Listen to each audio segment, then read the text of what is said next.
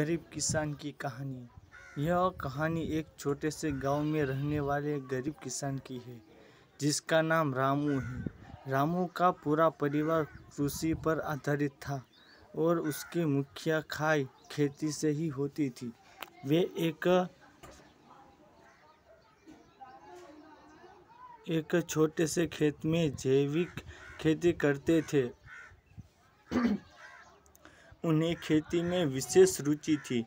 रामू की कहानी उस समय से शुरू होती है जब उसके पास बहुत ही कम सामग्री थी, लेकिन उनकी मेहनत और आत्मविश्वास की वजह से वे किसान में सफलता पाने के लिए कठिनाई का सामना करते गए।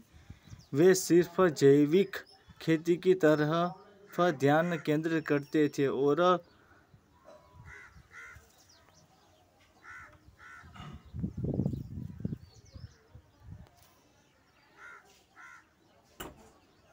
खेत में उर्वरकों के बजाय उर्वरक की जगह खेत में खाद पदार्थ करते थे। अपनी मेहनत और समर्पण से रामू की खेती धीरे धीरे फलने लगी। उनकी पैदावार बढ़ती गई और उनकी मुनाफा कमाने की क्षमता में भी वृद्धि हुई। वे अपने उत्पादों को स्थानीय बाजार में बेचते और इससे उनकी आर्थिक स्थिति में सुधार होने लगा।